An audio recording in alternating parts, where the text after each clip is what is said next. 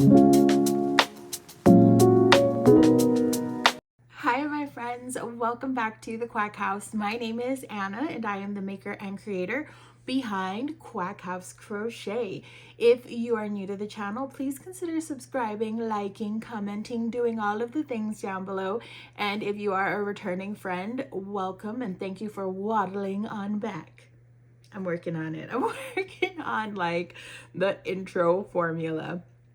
But anyway, hi, it's been a whole week since we have seen each other and I am actually recording on Monday. So I'm gonna forewarn you and say I do not have very much to share in terms of what I have crocheted this week, but I wanted to sit and talk and get your opinion and talk about some things relating to Valentine's Day and some of the markets that I have coming up. So if that sounds like a good time, stick around for the rest of this video. Also, I wanted to say thank you to all of you because last week's video was a doozy. It was a long one. I think it was something like just over 15 minutes. And y'all stick around, and I did, for the first time ever, I was like, drop a snake emoji or a frog emoji or this, that, whatever emoji down in the comments, and there were so many people who actually dropped them, and I was like, oh, y'all stayed till the end. So shout outs to you, y'all are real ones, and just thank you so much for sticking around and being a part of the craziness. So speaking of craziness, this week was a doozy, and it wasn't even like the full week, it was just the weekend. So basically what happened was Thursday night, Mr. Quackhouse left to New York. He went to go celebrate our oldest daughter's birthday in New York because she's still out there. And yeah, she's my stepchild, but she's my child. So anyway, Mr. Quackhouse was in New York starting Thursday night. So that means Friday, Saturday, Sunday, all the way up until about 10:30, no, almost 11 o'clock this morning, I was on like single mom mode. I don't know if you are a single parent or you don't have like support systems. Man, I don't know how you do it. I did it for a little bit, but I still had my parents. But I don't know how you do it, plus go to work, plus run a business, because it was difficult. And that is really why I wasn't able to crochet very much this week, because just the week ahead was kind of crazy, or the week prior was kind of crazy with work and all of the things that needed to get done. And then I was like, oh, I'm gonna have 4 days off because I was off on Friday because we took him to the airport so late, and usually Fridays at work are my long days, and I didn't want to like have to take Duck into work. Anyway, I thought I was gonna have like a whole bunch of stuff to show you Friday, Saturday, Sunday, Monday crochet, but that is not how that worked out. Ducky demanded all of my attention, and rightfully so, right? Because she's my baby, but she demanded all of my attention and she got it. So I wanted to basically show you the very few things I did / made this week, and then talk to you a little bit about some ideas I had going into the markets that I have coming up, because I have 2 markets in February. So I just got a call while I was filming that last clip, and so I'm trying to restart because I'm not exactly sure where it cut off. But anyway, I thought I was going to have a full 4 days. Wait, no, that's not where I left off. I have 2 markets coming up in February, and when I initially signed up for those, I thought, oh, that's going to be such a long time. I'm going to have so much time to prep. I always underestimate how much time I need, how much inventory I need. I underestimate everything and overestimate how fast I crochet, because I am not a fast crocheter at all.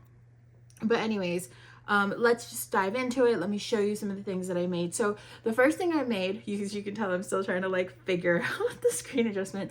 The first thing I made, I actually don't have to show. And I also have a very poor quality picture to show, and I'm gonna pop that in right here. And essentially what it is Duckies, one of her classmates had a birthday party this weekend, and it was a mermaid theme, and so we thought it would be really cool to crochet her a mermaid doll, and that is in essence what I did here. And I used the Crochet Grove pattern, and I wrestled back and forth between using Parfait Chunky and using Bernat Blanket or Elise Veluto, because I wanted, you know, to make it a nice like huggable size. And I'm really glad I went with the Premier Parfait Chunky because it did turn out to be a really nice size. So for a long time I thought I was going to stop using Premier Parfait Chunky just because, you know, plushies that use that yarn turn out to be a little bit smaller than if you were to use Bernat, or now I'm starting to dabble more in Elise Veluto, and I really like how plushies turn out in those sizes.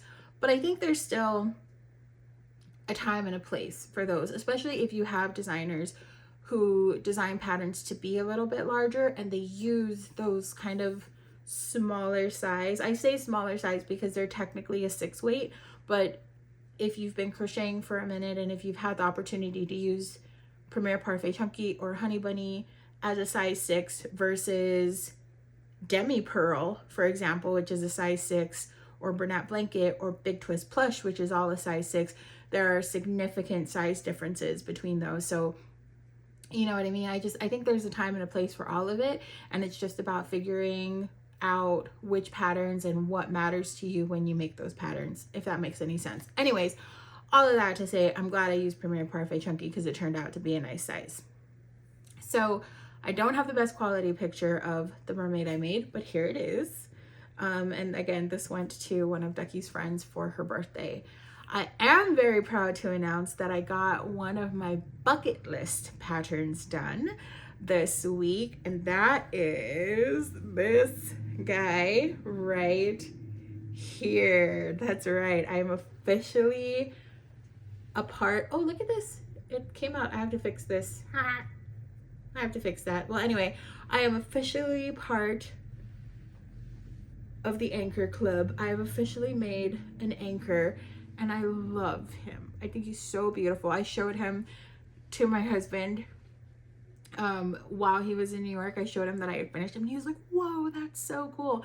And I showed my mother-in-law. She thought it was really cool as well, and I do too. This is Bernat Blanket Mystical in earthenware, and I just think it was such a good color choice for like my very first one. But I will say there are other, like, and this was a big project, but now I want to make him in like every colorway possible. So specifically, I can't remember what the yarn is called. I think it's called like Neon Stripes or something, but it is a Red Heart Super Saver yarn, and it's one of those ones that has like black and then really bright like pops of neon color throughout. I would love to double strand that with a black yarn and then have the undersides of the tentacles be like neon colors, like different various neon colors. I think that would be really, really cool. And if I can figure out all of the yarn choices to do that, I will. Also, I need to take a look at my work here because apparently I did a very poor job of weaving in these ends on the tentacles. So that's definitely something I'm going to have to revisit and make sure I do properly before this guy goes to market. But yeah, I finished Anchor. Here he is in all his glory. It's really funny because every time Duck comes into my craft room, she like puts him on her head and wears him, and so she's got like little tentacle like dreadlocks, and it's really funny. She thinks it's like the coolest thing in the world to like have these little tentacle dreads like hanging from her head. And you know what, let her have fun. I'm glad she's enjoying the craft. All right, anchor aside, I wanted to show you the two other very small things that I made this week, and I wanted to kind of use that to segue into what I would like to do for my upcoming markets. So I have a market on February 7th, and then the next one I have is February 21st. The February 21st one is a pretty big market because it's hosted by the city of Maricopa, and those markets, they do really well for us. Specifically when they're hosted by the city. The other one that we have on February 7th, we do pretty well at those ones as well, and they are in Maricopa City, but they're not hosted by the city. They're hosted by a nonprofit organization. And like I said, we still do pretty well just because we do very well in that community, but we always tend to do better at the city sponsored events. And I think the primary reason for that is because they're very good about publicizing their events. But I was thinking going into these 2 February markets, because you know, Valentine's Day, that it would be cool if I could have a couple of like Valentine's-y options. And one of the things I wanted to have available was flowers. So I have pretty nice success with the JuneBug and James Heritage Sunflower pattern. It's such a beautiful pattern. It is so easy to make, and you just get this really beautiful product at the end of it. And I think the very first time I brought them to market, I only brought 2 just to see how they did, wiped out, and the people who bought them were asking for more. And then the last couple of markets I've had, I think I've brought like 3 or 4, and I also made her a poinsettia pattern as well, because they were like around Christmas time. The poinsettias didn't take, but between those and the sunflowers, they still got tons of attention. So I wanted to kind of dabble in a few other flower choices, and initially I had this goal of like having this big beautiful like flower display, and maybe even a couple of buckets where I had a few different flowers, and maybe even like a build your own bouquet. But these they work up pretty quickly, and they're very nice and simple. But I think I've dabbled now into more complicated flower patterns, so they take a little bit more time. And I just, if I am going to dedicate any time at all to replenishing the smaller makes, like my $8, $10, $12 makes, which do very well for me, keychains do very well for me, and I know I need those things, yeah, we're not gonna have the big flower wall of my dreams. But I did want to start making some of them, so I want to show you the 2 that I made. So this is the tulip.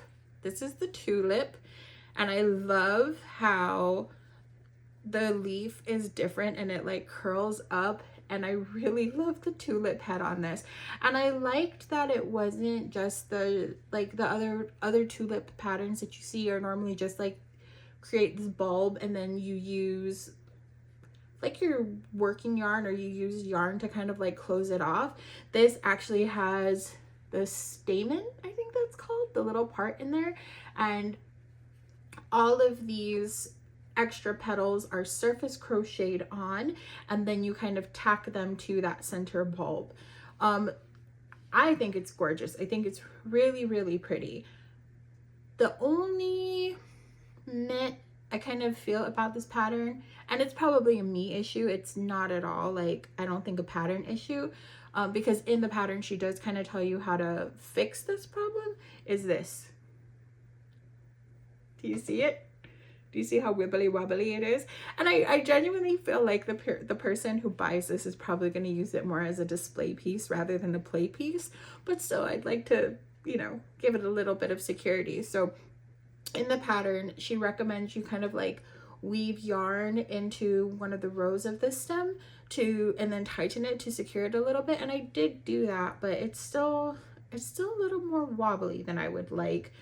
The other thing is that I have to be very careful with this particular flower, because if you handle it a certain way, the dowel, so this uses a wooden dowel that's in here. It's a 12-inch by 3/8-inch dowel. If you try to, like, let's say I tried to bring that headpiece or the flower piece down to make it a little bit more stable, that dowel starts poking through in here. Wow, there you go. It starts poking through in there, and then, you know, like if somebody's looking in there, that's not going to be very attractive. So I constantly find myself like pushing it back down into the stem, but then that again makes this kind of wibbly wobbly. So I'm going to bring this to market, because like I said, I don't think this is going to be a play piece so much as it is going to be a display piece, or, you know what I mean, just something cute like that. But I think if somebody wants to buy it, I am going to kind of point that out to them. And I think if I try to make any more of these, I'm going to see if there is a way I can kind of troubleshoot that. And I'll reread the pattern again to see if there were like any more tips, but I'm pretty sure I read it thoroughly, and those were kind of like the only tips I had, or that she had to secure it. Maybe this is a good like fidget toy. Maybe this is meant to be played with and someone's just made to like jiggle it. Somebody out there is like, stop jiggling that flower. It's giving me a headache. Sorry. The next one I made is this one right here. This is supposed to be a peony, and the only thing I don't like about this is my color choices, but let me explain why I did that. So I started making these flowers, I want to say at like 10:30 at night on Friday or Saturday night. I can't remember which one. And I was tired, and I think I was just desperately trying to get work in and get pieces crocheted to show you all. And I initially started with the rose because, you know, Valentine's Day, roses, I feel like that would have been a popular choice. So I had my red broken out. For the life of me, and again, this is not a pattern problem. This was a me being up too late and trying to figure things out too late problem. I couldn't figure out like the rose. It wasn't clicking up here. And so I abandoned the rose and I said, what kind of looks like a rose? And it was this peony. And I don't think peonies are red. I could be wrong, but I think they're more like soft colors like pinks and things like that. So I think this is beautiful. I really love how it turned out, but I'm going to make more, I think, of these specifically because they were a pretty easy make in like a soft pink color. But I'm still going to bring this one to market because this one is, I think it's beautiful. All of these JuneBug and James flower patterns are beautiful. I bought this one in a bundle and it was pretty expensive. I think it was like $28, and I'm kicking myself in the butt because she had a sale at some point and it was like a really good amount off. I think like 40% off, and I had it in my cart and I didn't see, you know, the little thing on the bottom that says this sale is going to end in X amount of hours. And I was like, oh, I'll just, you know, I'll purchase it tomorrow because I want to still look at stuff. And the sale ended. So I did pay full price for this pattern. I think mine is like a 15% discount because I was a returning customer after having bought the sunflower and the poinsettia patterns. But I still think it's worth it because in the bundle, I think you got 5 different flower patterns. Yeah, so I bought that bundle and I bought, my brain is not functioning here. I bought the bundle and then I also bought the rose pattern because the rose was not a part of that bundle. She has so many flower patterns on her Etsy shop.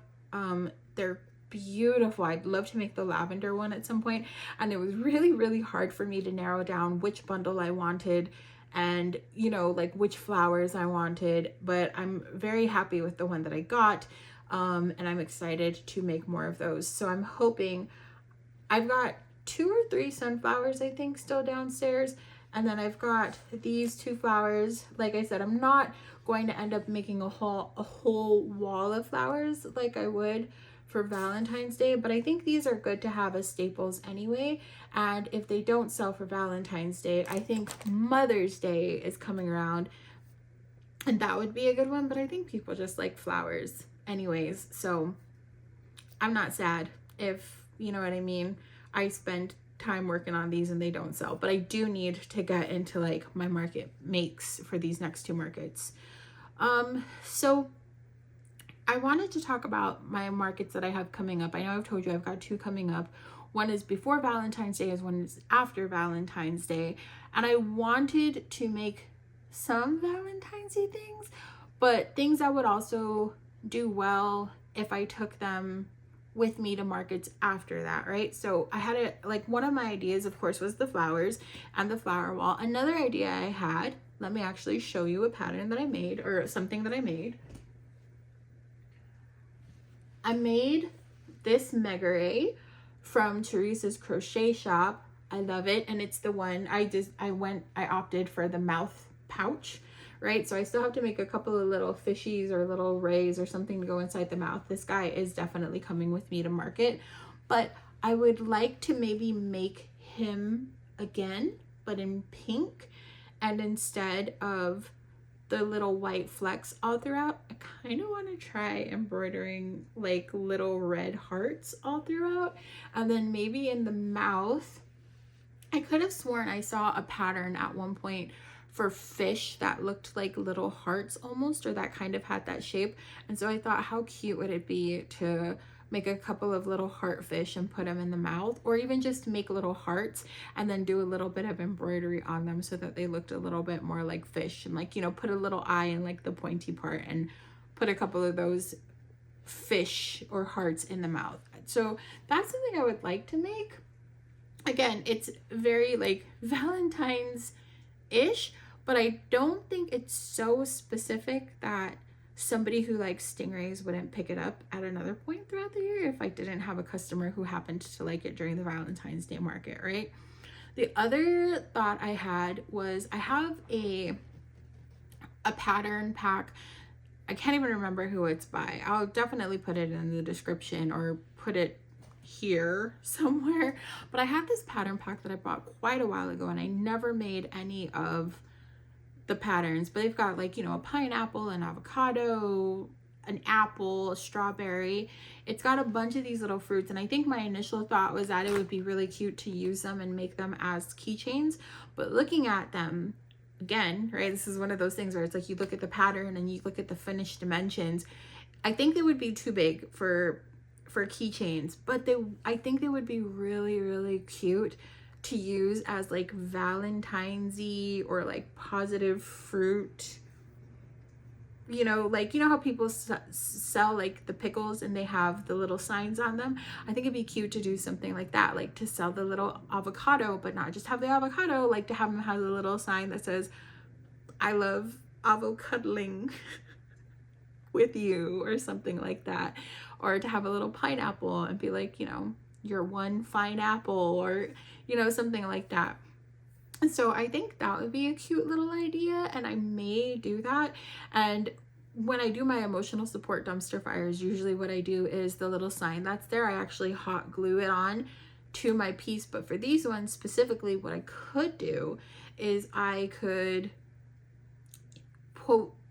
like punch little holes in the sayings and like string them through, so that if they don't sell during Valentine's, I just cut them off and then they're just little fruits. Or I just keep the sayings on all year anyway and just have this like positive fruit stand. I think it'd be cute. And again, something that would go over well for Valentine's Day, but not be so Valentine specific that I can never sell them again. So that was another thought that I had, was the little fruity fruits, right? So the stingray, the fruity fruits, the flowers. And then I think the last thing I was really thinking about was a turtle. So I've been a member of Crochet by Jenna's Patreon for a few months now, not a year, definitely not a year, but a few months. And one of the we know she is the turtle queen. One of the turtle pattern packs that I've gotten from being a part of her Patreon is the one where it's got the big bow on the back. And I think she specifically actually released that pattern around Valentine's Day. So I kind of want to make a big like a big Valentine's bow turtle, to like, not a big one, but you know, like a nice size one, maybe like a $40 size one, to keep on my table, because I think that would be a cute little Valentine's option again, but also not being so specific to the holiday that like once February 14th has passed, I'm just out of luck, right? And then it's not marketable to anybody ever. So those are my thoughts. Those are my ideas. Maybe the next video I'll actually see how many of these things I can get done and show them to you. Or maybe we even do a little like, how many of these can I make in a day, or you know what I mean, in however many hours. But I definitely know for these markets coming up, I need to stock up on keychains. I need to stock up on my little makes. So I need to replenish like my little stingrays. My turtle keychains are completely sold out. My chicken keychains are completely sold out. My chicks and hats chains are completely sold out. There's so many things that I am lacking post the holiday season. And because, like I said, I thought I had all the time in the world, I just went and I wanted to play and crochet things that brought me joy. And so I did that. And now I still got a good amount of time, but you know, you know me, I'm anxious and I'm stressing about getting it all done because, like I said, in a week I only got what, 3-4 things done, and I am a slow crocheter. So it'll be interesting to see how that all pans out. Won't you come along on the journey with me? That being said, Mr. Quackhouse is back, and I'm so happy to have him back, because he does such a great job at helping me out when I'm like, hey babe, I need to prep, I need to get stuff done. He is always the first to be like, go upstairs, lock the door, I will take care of, you know, Ducky. He's the best. He truly is. And he was only gone for 4 days, 3-ish days, and I missed him so much, and I'm so glad that he's home. Like, even just now I was like, hey, can I go and record a video real quick? And he was like, go upstairs, lock the door, I got this. And check this out. So this man, every time he goes to New York, he tries to go every year, at least once a year, for our oldest birthday, but he goes and he comes back and I've got tons of orders to fill. So this time was no different. So he went and he was like calling me one day because he was hanging out with his family, and he was showing them my page. So now, check this out. These are the orders I have now that he is back. I have to make a Spider-Man. Okay, let me show you the Spider-Man that I made that they would like replicated. So I have to make a Spider-Man. I have to make a Cheeky Patrick. Now, this is the thing with Cheeky Patrick, is that I have to make this one in the same size as the Spider-Man. And so I have to buy yarn. All I have for Patrick colors is Premier Parfait Chunky. That is what I make him in. And I make this Spider-Man out of burnout blanket. And so I'm thinking I could get away with it. I'm thinking I can do it, but I'm gonna have to order Premier Parfait Plush or some Sweet Snuggles Light. Like, I definitely think there's a coral color in Sweet Snuggles Light that would work well for Patrick's body. And I think I could get away with using the same Premier Parfait Chunky to do the detailing on the shorts, on his little bikini bottom. The problem that I'm foreseeing here is finding a green that will go well, like, or that will be a close-ish match, because those Premier Parfait Chunky neons, that neon green specifically, is such, like, it's like the perfect color for his little shorts. But I'll figure it out. I don't think this would be too bad, but I think it's just a little bit darker than I want, but I'll figure it out. But anyway, I gotta make the Spider-Man. I gotta make a larger Patrick, and if that works out well, I may actually make a few for market, because those Patricks go really well. Like, they do really well at markets. I also have to make the Wonder Crochet penguin with the trapper hat. I made one of those and I sold it at my last market, so I don't even think I have a picture of it. But I have to make a penguin with the trapper hat. That's a pattern I use from Wonder Crochet. And then I need to make 2 of the little PawgysPlace penguins to go with it. So that is for one of his aunt's foster daughters, and she essentially wants it as like a mama penguin and 2 of her little baby penguins, which I think is really cute. Speaking of PawgysPlace, Kelly is amazing. So PawgysPlace released the new 25 ducks rubber duck pack. I applied to be a tester, guys. I felt like it was my calling, but we know, I mean, you know, PawgysPlace has such a huge following, so I'd like to think that she was just inundated with applicants, and that's why I wasn't chosen, even though there's a duck in my logo. But the minute that pattern pack dropped, I bought it. I showed it to my husband. I was like, babe, look, and I immediately bought it. So what I'm thinking of, because we're talking about markets and market prep, right, and smaller items, is I did bring mystery boxes with me. I did the PawgysPlace Christmas pack, and I did mystery boxes at my last few markets, and those went over really well. I sold them for $10 a box, you know what I mean, and had a little like pyramid displayed. And I think these ducks, like, just making a whole bunch of them and making whichever ones I felt like, and then putting them in the mystery boxes, I think that would be so fun to have Quack House Crochet and then have the mystery boxes that are just all different variations of ducks. So that is the plan. Like I said, I purchased I purchased the PawgysPlace pattern immediately after it dropped. And I am so excited to break into those. I'm really, really excited to make the Mohawk duck and the cowboy ducks. They were perfect. So those are going to be like, I think what my plan for those is to have them as my year-round mystery box offerings. And then when there's something like Christmas or Halloween, or you know what I mean, because I don't think I'm going to do any markets during the summer. It's just way too hot out here and they don't do very well. Then for like special holidays, I'll break back into those patterns and have those as the mystery offerings. But year round, those mystery boxes are going to be filled with rubber ducks, and I think it's so on brand. Now I just need to find some mystery boxes to actually hold them all. But yeah, that is pretty much it, guys. This one is going to be short. It's going to be sweet. Let me know down in the comments below, you know, are you preparing for markets if you do them, and what you think about those ideas. If you have any ideas that you would like to drop about what sells well for you during like the Valentine season, or things that I could make that would go well for Valentine's Day, but that also wouldn't be completely off the market like post holiday season, let me know all of that in the description box. Did you buy the PawgysPlace duck patterns? Because I'm so stoked about them. Let me know if you bought them down below and which ones you're excited to make.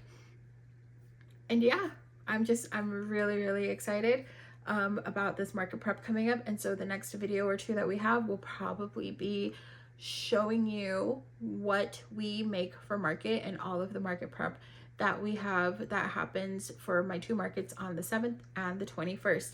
Again, if you are new here, if you like this kind of content, please make sure you hit the subscribe button, hit that thumbs up button if you liked this, and if you had some fun listening to me ramble.